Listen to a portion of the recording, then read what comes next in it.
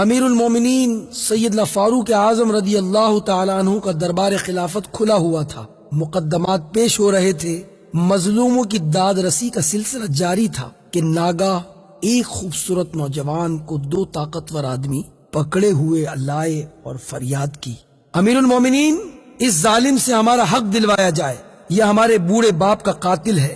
امیر المومنین نے خوبصورت نوجوان کی طرف اشارہ کرتے ہوئے فرمایا، تم صفائی میں جو کچھ کہنا چاہتے ہو کہہ سکتے ہو۔ نوجوان نے بیان دیا، میرا اونٹ ایک باغ میں چلا گیا، باغ کے بوڑھے مالک نے پتھر مار کر میرے اونٹ کی آنکھ پھوڑ دی، مجھے بھی تیش آ گیا اور میں نے پتھر کھینچ کر اسے مارا، میرا ارادہ اس کے قتل کا نہیں تھا لیکن میری شامت سے وہ مر گیا۔ امیر المومنین فاروق اعظم رضی اللہ تعالیٰ عنہ نے فیصلہ صادر کرتے ہوئے فرمایا، چونکہ تم نے اقبال جرم کر لیا اس لیے اسلام کے قانون تعزیرات کے مطابق تم سے قصاص لیا جائے گا اور خون کا بدلہ خون۔ نوجوان نے کہا، اسلام کے قانون اور عدالت کے سامنے میں اپنا سر تسلیم خم کرتا ہوں، لیکن اتنی بات عرض کرنے کی اجازت چاہتا ہوں کہ میرا ایک نابالغ بھائی ہے، باپ نے مرتے وقت اس کے حصے کا سونا میرے حوالے کیا تھا، میں نے اسے ایک ایسی جگہ دفن کر دیا جس کا علم میرے سوا کسی کو نہیں ہے، اگر میں سونا اس کے حوالے نہ کر سکا تو قیامت کے دن میں اپنے باپ کو منہ دکھانے کے قابل نہیں رہوں گا، اس لیے مجھے 3 دن کی مہلت دی جائے، میں اپنے فرض سے سبکدوش ہو کر واپس آ جاؤں گا تو مجھ پر قصاص جاری کر دیجیے گا۔ امیر المومنین نے تھوڑی دیر غور کرنے کے بعد فرمایا، عدالت کے سامنے اپنا ضامن پیش کرو۔ نوجوان نے حاضرین مجلس پر ایک امید بھری نگاہ ڈالی، ساری مجلس میں کوئی بھی اس کا شناسہ نہ تھا، مایوس ہو کر بیٹھ گیا۔ اتنے میں ایک صحابی رسول حضرت ابوذر غفاری رضی اللہ تعالیٰ عنہ کھڑے ہوئے اور آواز دی، امیر المومنین میں اس نوجوان کا ضامن ہوتا ہوں،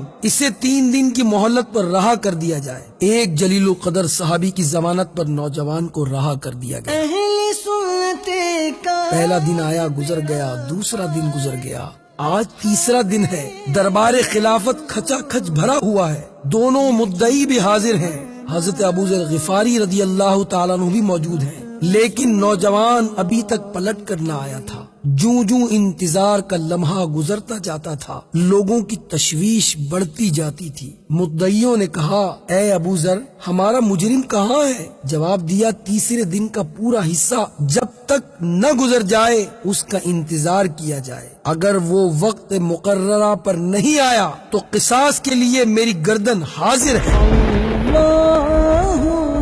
حضرت ابوذر کے اس جواب پر صحابہ کرام آپ دیدہ ہو گئے اور ان کا اضطراب بڑھ گیا۔ صحابہ نے بڑی لجاجت کے ساتھ ان مدعیوں سے کہا، تم خون بہا قبول کر لو۔ ان مدعیوں نے جواب دیا، ہم اپنے باپ کے قتل کا بدلہ خون ہی چاہتے ہیں۔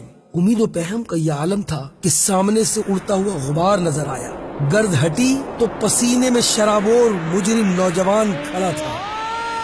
تماشائیوں کی آنکھیں حیرت سے پھٹی کی پھٹی رہ گئیں۔ امیر المومنین نے نوجوان سے مخاطب ہو کر فرمایا، سزا تو تمہیں بعد میں دی جائے گی، پہلے ایک بات سنو، تمہیں 3 دن کی مہلت ملی، تمہارا پتہ نہ نشان کسی کو معلوم، نہ تم کسی کے یہاں شناسائی، سزائے موت سے بچنے کے لیے تم فرار بھی تو ہو سکتے تھے۔ نوجوان مجرم نے بھیگی پلکوں کے سائے میں کھڑے ہو کر جواب دیا، امیر المومنین میں فرار ہو کر کہاں جاتا، یہاں نہ سہی وہاں سزا ملتی، لیکن قیامت تک اسلام کے دشمن یہ تانا دیتے کہ محمد عربی صلی اللہ علیہ وسلم کے غلام عہد شکن ہوتے ہیں، اس لیے میں نے سوچا کہ زمین پر میرے خون کا دھبا چند دنوں کے بعد مٹ جائے گا، لیکن عہد شکنی کا دھبا اسلام کے دامن پر ہمیشہ کے لیے نمایاں رہے گا۔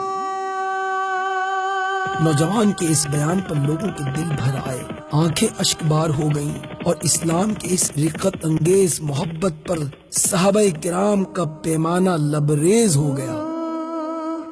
اب امیر المومنین حضرت ابوذر غفاری رضی اللہ تعالیٰ عنہ سے مخاطب تھے، اے ابوذر تم بغیر سوچے سمجھے ایک ایسے شخص کے ضامن کیسے بن گئے جس کی تم سے کوئی شناسائی نہیں تھی، نہ اس کا پتہ جانتے، نہ اس کا نشان جانتے، نہ اس کا قبیلہ جانتے، ایک راہگیر پردیسی کی سزائے موت کا بار تم نے اپنے سر پر لے کر کتنا المناک اقدام کیا تھا، اگر خدا نہ خواستہ وہ نہ آتا تو آج ابوذر کے ماتم میں مدینے کا کیا حال ہوتا۔